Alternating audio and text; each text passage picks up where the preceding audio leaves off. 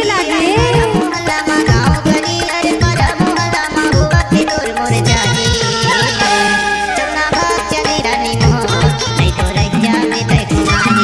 Time लगते ना वो।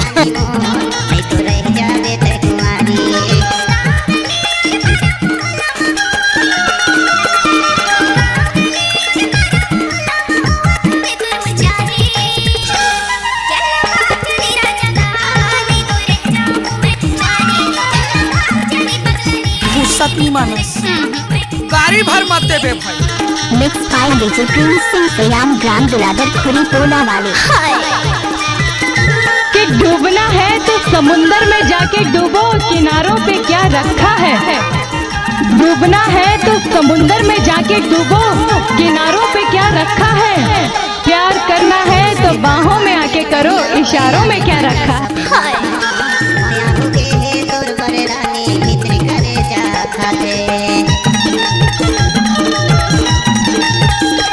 कैसे लागे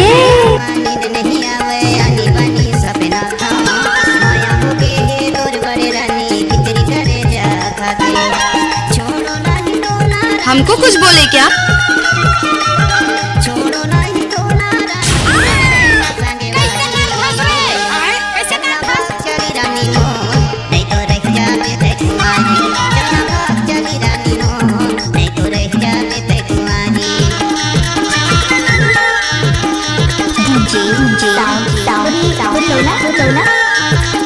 कैसे लागे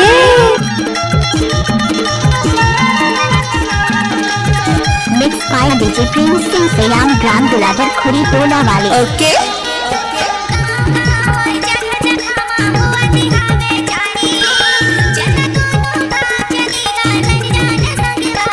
कैसे लागे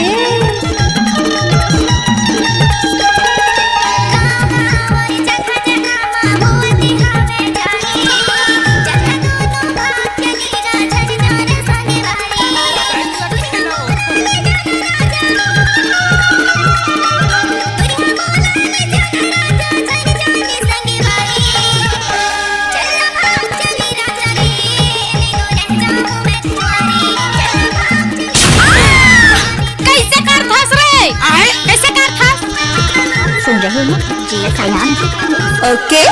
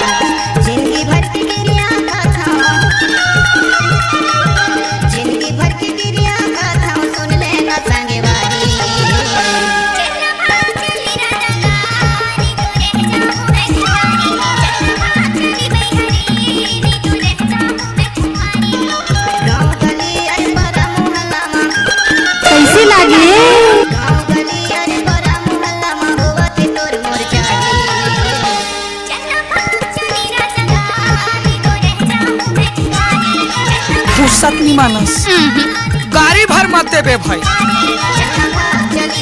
mix by DJ Prince Singh Sayam ग्राम दुलाधर खुरी टोला वाले। ओके